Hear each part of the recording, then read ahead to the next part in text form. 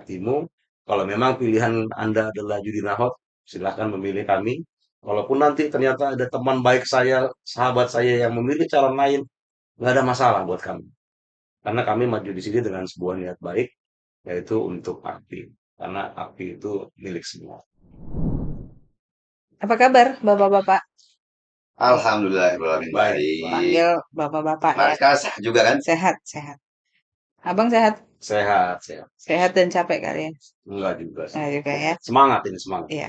Di new normal ini kegiatan kalian udah mulai padat?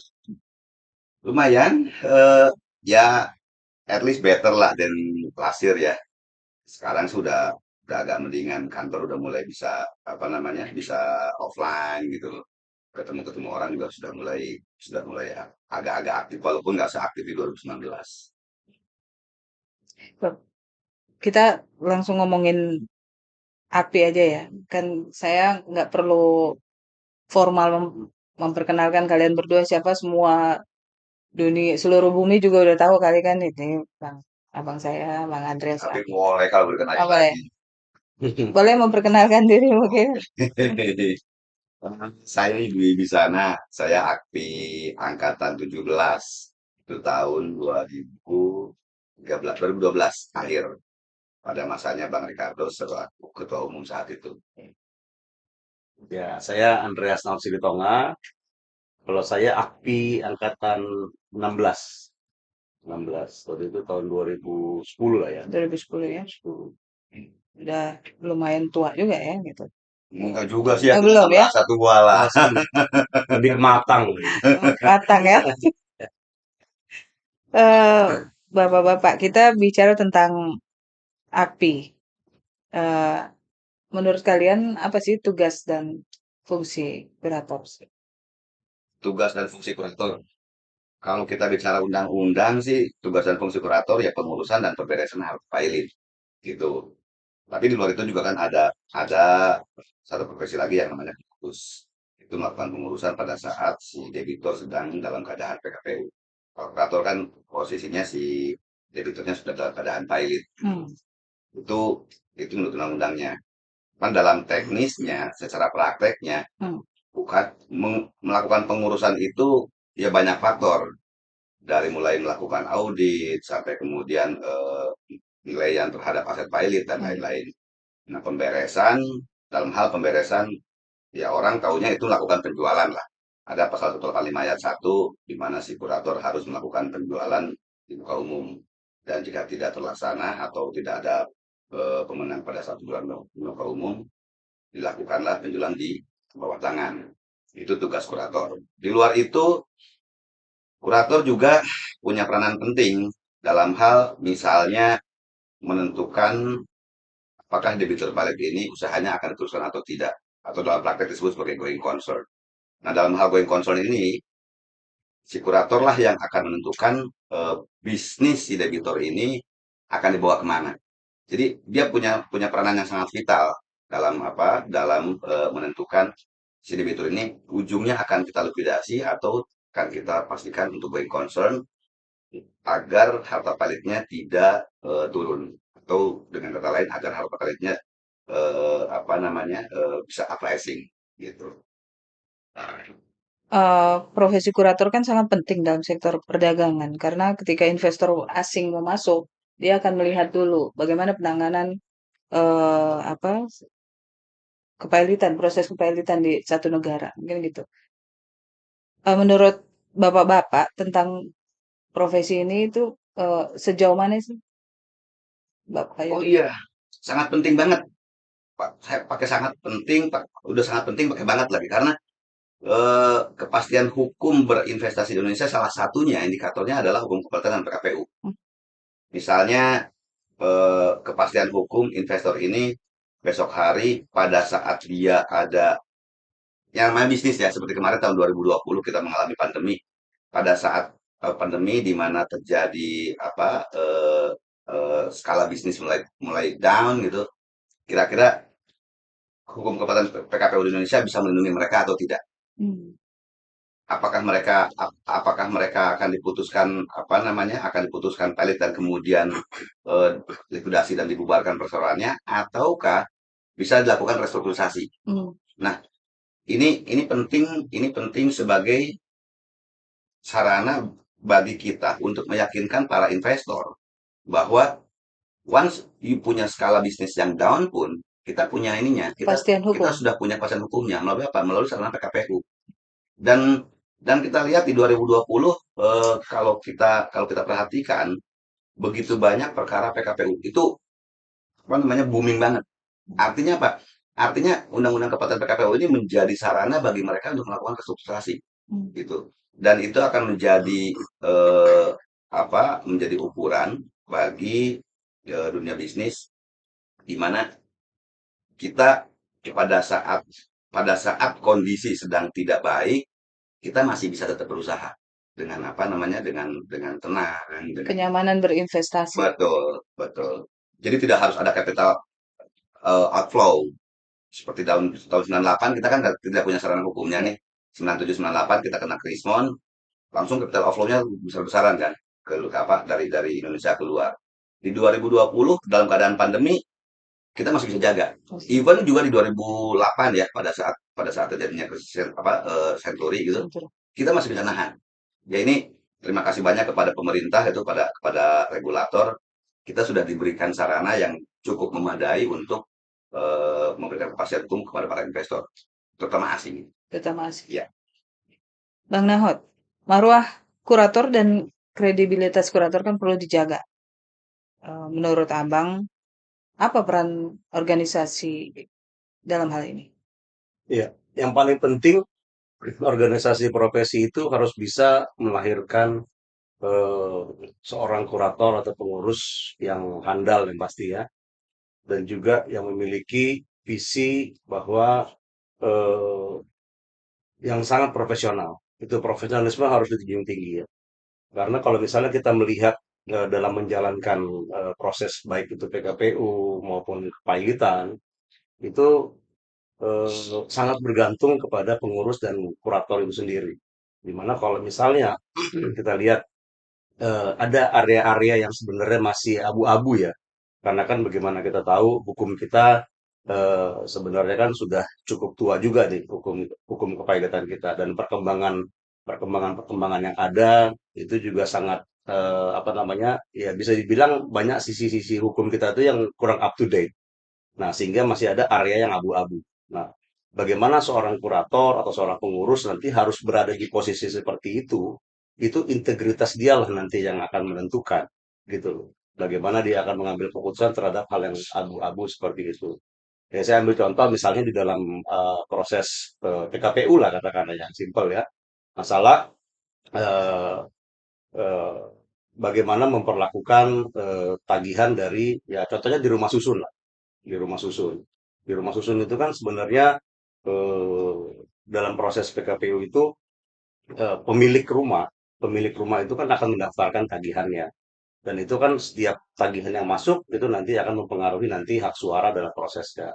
Bagaimana dia memperlakukan orang yang sudah tagihannya sudah lunas, sudah serah terima, dan demikian juga kalau misalnya kita masuk nanti ke dalam proses kepailitannya juga. Nah, kalau misalnya nanti apakah ini masuk budel atau enggak gitu loh. Karena kan kalau di hukum agraria kita memang simpel ya. Sebelum itu di AJB maka peralihan hak belum ada. Cuman perkembangannya memang sudah juga Mahkamah Agung juga sudah membantu juga karena memang ada gap di situ, ada kekosongan di situ yang saya bilang tadi abu-abu ya. Apakah ini masuk ke dalam budel atau enggak? Karena kalau misalnya dilihat di SEMA dia itu mencoba untuk memfasilitasi ya kalau misalnya dia sudah PPJB lunas, dia sudah apa namanya serah terima dan ada itikat baik di situ, tiga hal yang sudah terpenuhi sebenarnya dia sudah bisa dikatakan dikeluarkan dari budel piling. Sehingga kurator pun harus sangat bijak dan hati-hati. Karena kalau misalnya kita lihat dari sisi undang-undang, udah pasti salah kurator itu kalau dia mengeluarkan, ya kan, mengeluarkan.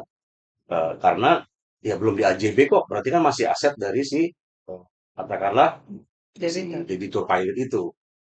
Tapi kalau misalnya dia mau dari sisi humanisme pasti kita sebagai kurator atau kita juga pasti punya keluarga atau apa yang mungkin dalam posisi yang sama. Saya yakin kurator itu ingin sekali untuk mengeluarkan itu. Cuman dia akan terbentur dengan aturan hukum. Nah, jadi dari situ yang kita memang harus hati-hati dan masalah konflik kepentingan juga harus dihindari. Konflik kepentingan. Jadi seorang kurator itu harus benar-benar independen memasuki suatu perkara. Karena kalau misalnya ada keabu-abuan, kalau kalau saya yakin lah kalau dari kurator akti, kalau masalah hitam putih itu udah pasti dijalankan sesuai Nggak dengan ada hukum. abu-abu, Bang ya? Nggak. Kalau hitam putih aturannya jelas, pasti kurator akti akan melakukan sesuai dengan hukumnya. Cuman di area-area yang abu-abu ini, itu yang diperlukan integritas yang tinggi. Ini mengenai pencalonan bapak-bapak sekalian ini di AKI. Eh, apa alasan kalian memutuskan untuk terjun dan berenang di perhelatan ini? Pak Yudi dulu. Saya dulu ya. Ya, Eh, Utamanya sih buat saya adalah kita ini di Akti kan sudah masing-masing orang sudah punya networking. Saya di Wasatgas Koperasi Bermasalah, saya juga koordinator Pokja untuk perubahan undang-undang koperasi. Nahot juga saya tahu udah banyak banget networknya, tapi networknya Nahot. Nah, network ini buat saya harusnya menjadi milik Akti, bukan milik orang per orang. Itu yang salah satu menjadi fokus kita terkait dengan peranan organisasi di dalam perkembangan dunia bisnis di Indonesia. Network baik kepada pemerintah maupun ke dunia bisnis yang tadi sudah saya singgung terkait dengan apa namanya ease of doing business, mencegah capital capital outflow. Saya tidak berani juga bilang capital flight. Kemudian juga dengan apa namanya certainty mereka berbisnis di Indonesia itu yang kedua. Yang ketiga, penguatan literasi. Nah, literasi ini penting karena di dunia kami ya kita cukup tahu tadi tadi Nahot sampaikan kan ada wilayah yang abu-abu di mana wilayah ini bukan wilayahnya lawyering. Ini wilayah di mana kita diperlukan kita dituntut untuk berintegritas, kita dituntut untuk berdedikasi, kita dituntut untuk independen dalam apa namanya dalam menentukan satu kebijakan, satu keputusan pada saat dia bertindak sebagai kurator. Nah, ini penting buat kami yang saya saya sih punya keyakinan bahwa dengan saya punya network, Nahot punya network dan teman-teman yang membackup kami di samping kanan kiri itu juga bukan teman-teman yang hanya sekedar quote unquote sebagai kader, tapi mereka para intelektual gitu yang memang membackup kami. Seperti misalnya kita ada beberapa senior yang semua orang mungkin sudah tahu namanya di mana dia punya jaringan begitu luas gitu. Itu itu penting buat kami. Nah, itulah yang mendorong kami kenapa eh, apa berani mencalonkan diri sebagai ketua umum dan sekjen di Aktif gitu. ini Kapten Jack Sparrow mungkin ada kenapa mau ikut terjun? Kalau saya sih sebenarnya eh, masuk ke dalam kontestasi ini itu lebih kepada saya tuh sudah merasa menerima dari AKTI ya. Saya sudah menjadi anggota AKTI sebagai kurator dari tahun 2010 dan ya biar bagaimanapun juga dalam profesi ini saya sudah menerima banyak hal ya. Sehingga sekarang sudah waktunya saya ini bersama Kang Yudi memberikan lah kepada organisasi ini kembali gitu ya. Dimana sebenarnya di luar dari kepengurusan ini saya juga sebenarnya sudah melakukan itu. Terutama masalah pembelaan kepada kurator atau pengurus yang bermasalah terutama di dalam ranah hukum pidana ya. Nah, di mana saya itu sangat merasakan keterbatasan saya secara pribadi, ya. Saya paling kalau misalnya sebagai pribadi membantu teman-teman yang bermasalah itu, ya paling 3 atau 4 orang juga, 3 4 kasus ya, 3 4 kasus juga sudah overwhelmed gitu dengan kegiatan saya juga lain seperti kantor hukum saya, di organisasi lain. Nah, di mana kalau misalnya saya nanti dengan Kang Yudi ini masuk sebagai pengurus, maka saya bisa mengkoordinir lebih banyak lagi gitu akan lebih banyak nanti orang-orang yang bisa kita perhatikan. anggota-anggota yang bermasalah, seperti tadi saya contohnya cuma 3 atau 4 itu nggak ada artinya. Saya berpikiran semua anggota AKPI yang bermasalah, apabila nanti mereka hadir meminta bantuan kepada AKPI, kita harus siap. Dia harus siap. Jadi tujuan saya tadi masuk ke sini sebenarnya kami ingin memberi lebih lah, ya, terutama kepada anggota dan kepada organisasi. Ya. Visi misi Bapak dan Abang untuk para anggota tadi mungkin Ya, Bang. ya yang pasti kita akan berusaha untuk meningkatkan apa yang sudah ada. Ya, kemarin Kang Widi dalam berbagai kesempatan juga menyatakan bahwa ini kita maju bukan karena ada yang bobrok, kita maju bukan ada yang kurang, tapi kita mau supaya pelayanan kepada anggota itu lebih. Jadi sasarannya itu selalu yang utama adalah ke anggotanya. Cuman kita nggak hanya berhenti di situ, kita juga mau nanti ya bagaimana kita melayani anggota pasti terkait dengan bantuan hukum itu menjadi yang target utama dan juga database. Database itu nanti akan kita perbaiki sehingga itu juga dapat diakses oleh masyarakat. Dan juga edukasi-edukasi juga kepada masyarakat terkait dengan kepailitan ini. Nah, satu hal nanti yang paling penting, kalau misalnya ini bisa kita jalankan dengan baik, masyarakat itu juga dapat menilai nanti ya pilihan-pilihan dalam menyelesaikan permasalahan hukumnya. Karena kalau misalnya orang itu di dalam proses bisnis ya, mungkin masih agak ragu-ragu gitu loh untuk masuk ke dalam PKPU. Padahal PKPU, kita bicara khusus PKPU ya, itu banyak manfaat yang bisa diambil. Ya, kita bisa bayangkan kalau misalnya restructuring itu dilakukan B2B satu-satu. Nah, kita bicara lagi apartemen nih, ada misalnya ada 1.000 orang. Kita mau B2B satu, mungkin 2 tahun belum kelar. Nah, di mana kita bisa selesaikan dalam satu forum dengan mekanisme voting yang ada. Itu juga edukasi kepada masyarakat itu penting. Dan pada akhirnya nanti eh, yang mau kita lakukan juga kaitannya dengan memperkecil gap antara senior dengan junior. Ya. Yang ada di dalam AKTI ini memang pendidikan lanjutan sudah ada. Itu clear, berjalan Upgrading. baik ya. Cuman dan juga pendidikan pada kurator yang baru juga sudah ada. Nah, kita mau melihat nanti senior ini kan sebenarnya kalau misalnya kita lihat itu dia sudah di awan. Saya menggambarkan seperti itu. Kenapa sudah di awan dia dengan pengalamannya, dengan ekspertisnya, dengan networkingnya. Sementara kita bayangkan kalau kurator yang baru lulus nih, kurator yang baru lulus mungkin dia tidak akan memiliki ekspertis yang sama. Di mana kami nanti akan mencoba memfasilitasi bagaimana senior ini bisa turun ya kepada anggota aktif khususnya untuk menyampaikan, sharing mengenai ilmu yang sifatnya teknikal, yang praktis, yang bisa nanti dia terapkan untuk membekali dirinya sendiri. Sehingga kalau misalnya kita lihat gapnya itu sudah mengecil, orang juga dari luar akan melihat aktif ini akan melihat kualitas. Jadi begitu dilihat aktif sudah yang terpikir adalah kualitas, kualitas, kualitas. Karena kita juga bersama-sama dengan organisasi profesi lainnya, kita juga harus yang seperti kita membeli barang lah, harus ada yang beda gitu. Harus ada yang beda. Nah, bedanya apa? Bedanya nanti dengan kita menjalankan itu mungkin dalam bentuk fokus discussion group yang sifatnya informal, maupun nanti kegiatan-kegiatan formal, pokoknya yang menyentuh sehingga banyak pertanyaan yang sifatnya praktis yang tidak bisa eh, mereka alami sendiri. Bayangkan kalau misalnya kita baru lulus kurator, terus kita sudah harus menangani sebuah kasus, dihadapkan dengan beberapa pertanyaan, nah itulah gunanya. Nah, jadi kembali lagi karena itu fokusnya kepada anggota. Terkait Undang-Undang 37 2004, apakah Bapak dan Abang itu melihat merasa ada yang harus diperbaiki enggak dengan undang-undang ini dan baik agar bisa diterima oleh shareholder atau stakeholder? Oke, terkait dengan Undang-Undang 37 tahun 2004. Secara hukum positif itu sudah sempurna.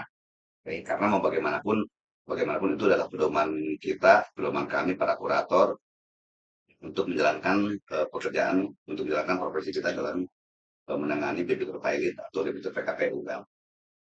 Kalau dirasa bahwa ada yang kurang, ini secara akademik ada beberapa hal memang yang harus banyak kita perhatikan, misalnya kepastian hukum terkait dengan seperti kemarin Mahkamah Konstitusi memutuskan untuk memutuskan untuk mereka yang sudah diputus PKPU masih bisa melakukan upaya hukum. Di situ adalah kasasi.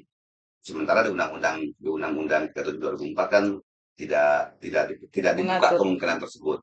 Ini kan sebetulnya upaya upaya apa namanya upaya negara, upaya regulator untuk melihat untuk eh, apa namanya untuk mengimbangi perkembangan zaman. Nah, terkait dengan eh, apakah perlu perbaikan, ya itu sudah pasti ada diperlukan perbaikan. Cuman kembali bahwa perbaikan itu tidak berarti eh, kepentingan hanya AKPI. Ini saya harus bicara jujur, tidak hanya AKPI, tapi adalah juga melibatkan profesi-profesi lain. Satu hal yang penting, bukan satu hal yang penting, satu contohnya adalah terkait dengan koperasi. Undang-undang mengatakan badan hukum bisa dipilotkan. Nah, koperasi adalah salah satu badan hukum. Pertanyaannya, terdiri dari apakah koperasi? Kumpulan orang-orang. Bagaimana dengan koperasi simpan pinjam? Bagaimana dengan koperasi yang punya unit usaha simpan pinjam? Apakah anggota bisa memohonkan pilot atau PKPU? Di Undang-Undang PT dinyatakan pemegang saham jika mau memohonkan pilot harus dari RPS. Atau direksi mau memohonkan PKPU atau pilot harus melakukan melalui RPS. Bagaimana kedudukan anggota koperasi yang juga adalah penyimpan di koperasi? Apakah apakah dia bisa dikategorikan sebagai kreditor? Satu sisi, iya, dia adalah kreditor karena dia memiliki simpanan di koperasi yang bersangkutan. Satu sisi lagi, dia adalah sebagai pemilik. Nah, ini Undang-Undang 37 tahun 2004 tidak menjelaskan, tidak memberikan penjelasan yang memadai. Pun juga Undang-Undang Koperasi, which is itu sudah 30 tahun di Indonesia. Undang-Undang 25 tahun 92 itu sudah banget ketinggalan zamannya. Saya dalam beberapa kesempatan bisa dilihat di beberapa bisa di googling di beberapa apa namanya di beberapa website. Saya sampaikan bahwa harus ada kejelasan terkait beberapa badan hukum yang memiliki spesifikasi tertentu. Koperasi, misalnya. Kalau perbankan kan sudah jelas. Asuransi sudah jelas. Sudah jelas pun kemudian faktanya kan bisa berbeda lagi di lapangan kan. Atau kaitannya dengan perusahaan efek. Apa sih yang disebut perusahaan efek? Manajer investasi, sekuritas, penasihat investasi, itu kan perusahaan efek tuh di Undang-Undang Pasar Modal. Tapi faktanya kalau sekuritas ya dia ke OJK. Bagaimana dengan belajar investasi? Dalam kasus terakhir kan ternyata tidak ada OJK-nya. Nah, hal-hal seperti ini yang mungkin kita harus lebih detail lagi melakukan perbaikan di undang-undang gitu. Itu jika kami jika kami terpilih, saya dan aku terpilih sebagai calon kekawal sebagai ketua umum dan sekjen AKPI, itu yang akan kita dorong. Itu yang akan kita coba untuk usulkan kepada pemerintah dan DPR tentunya. Mari kita sama-sama memperbaiki, mari kita sama-sama lebih menyempurnakan lagi undang-undang karena undang-undang bukan satu hal yang rigid. Ini kita sudah berarti berapa tahun ya? 2004 sekarang sudah 2022. 18 tahun ya. 18 tahun. 18 tahun belum berubah.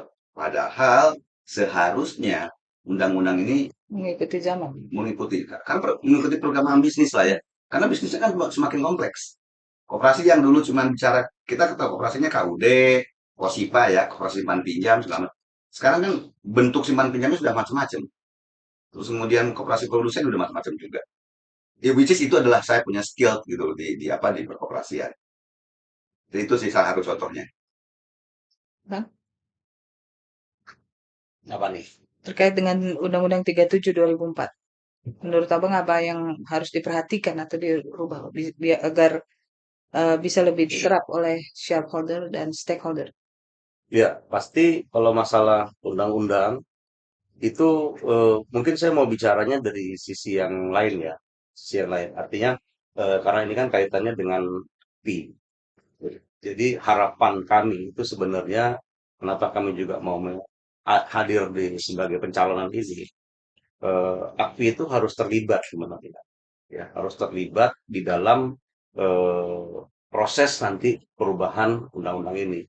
Misalnya nanti karena kan di sini kan ada tiga tiga profesi ya. Nah itu juga yang menjadi fokus dari Judi Nahor bahwa kita juga harus hadir di pemerintahan. Kenapa kita harus hadir dari pemerintahan? Sebenarnya bukan masalah masalah legitimasi ya, tapi lebih ke masalah AKPI ini isinya tuh orang-orang intelek yang mumpuni ya. Yang kalau misalnya itu tidak terlibat itu sangat sangat disayangkan sekali. Nah, karena kita bicara perkembangan hukum Indonesia ini, tadi Kang Yudi juga udah sampaikan yang sangat cepat sekali dunia bisnis ini yang kadang-kadang hukum kita tuh nggak bisa keep up gitu. Nah, kalau misalnya tadi kasih kasih contoh masalah bagaimana eh, Mahkamah Mahkamah Agung berusaha untuk mengisi loophole itu, sebenarnya kan kita sudah bisa melihat gitu loh. Kenapa sih nggak dibuat aja undang-undangnya yang baru seperti Atau itu? revisi gitu. Revisi terhadap undang-undang dimasukkan nanti semua semua. Walaupun memang kita masih bisa juga mengikuti dengan perkembangan undang-undang yang lainnya. Ya, misalnya kalau misalnya kita bicara subjek hukumnya, mungkin bisa dimasukkan dalam kooperasi atau apa segala macam itu bisa. Cuman kalau misalnya kita bisa bicara core-nya, itu memang harus up to date dan juga harus aktif yang terlibat di situ. Harus dulu. Dan alasannya cuma satu, karena kita memiliki orang-orang yang sangat kompeten. Dan kita akan memastikan hal itu. Bisa nggak sih Bang kalau Abang bilang kan tadi harus AKPI dilibatkan. Kalau misalnya AKPI yang memberikan semacam ini harus ada yang dirubah catatan ke pemerintah terkait Undang-Undang 37 ini. Bisa nggak sih? Atau Ya itu dia, kalian harusnya begitu ya? itu tadi yang saya sampaikan. Kalau saya terpilih sebagai ketua umum dan aku sebagai sekjen, kita akan dorong pemerintah untuk apa namanya dengan memberikan usulan ada poin-poin tertentu di dalam proses pelaksanaan PKPU yang di dalam prakteknya quote unquote muncul masalah. Hmm. Itu tadi seperti misalnya koperasi.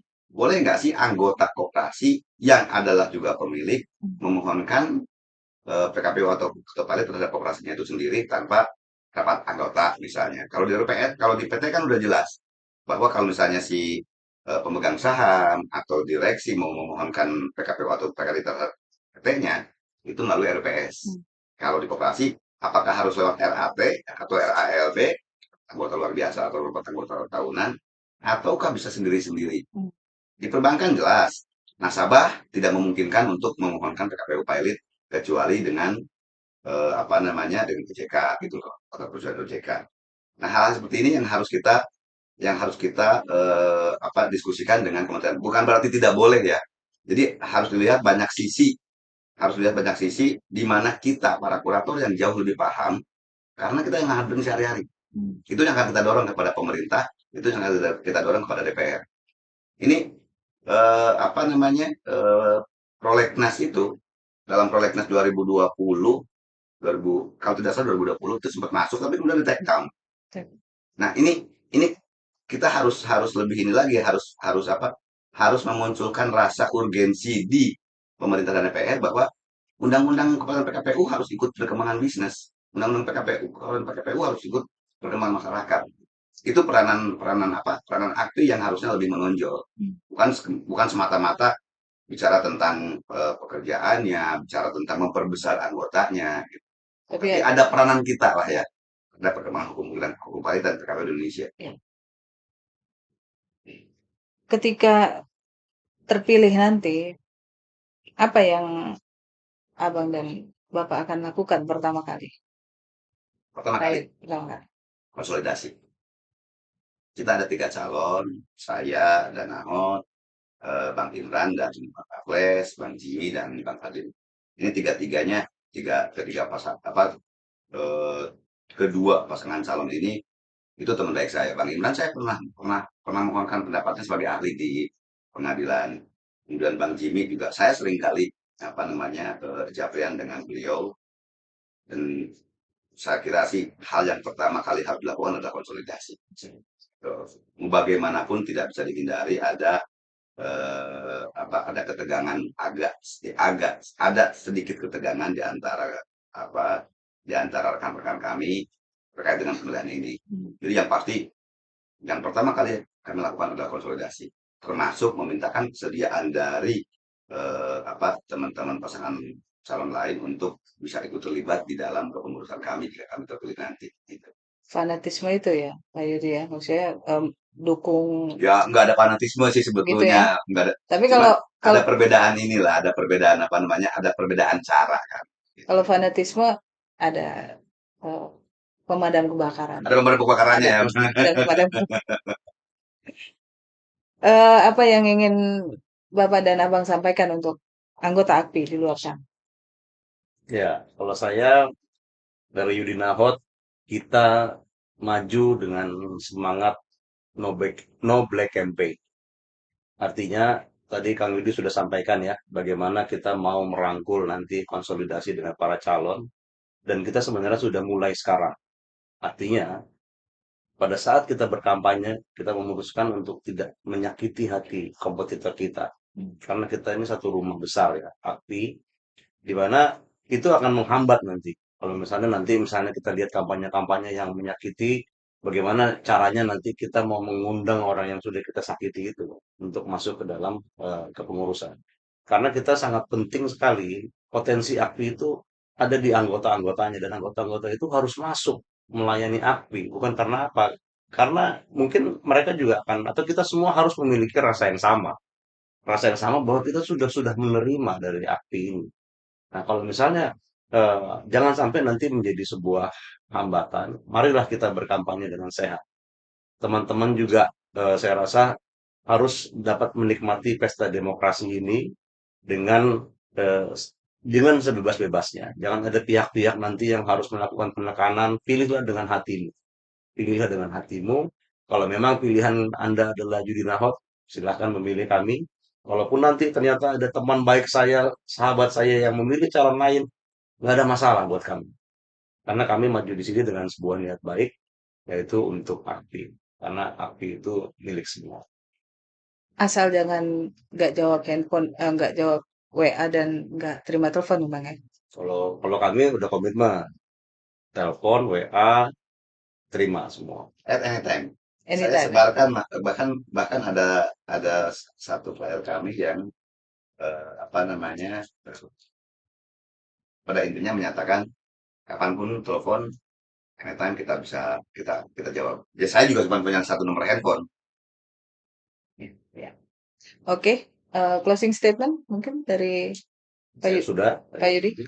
Oke, closing statement saya adalah satu, mari kita sama-sama membangun AKPI dengan cara yang sehat, dengan cara yang inklusif, dengan cara-cara yang tidak bertentangan dengan demokrasi dan norma. Itu yang pertama.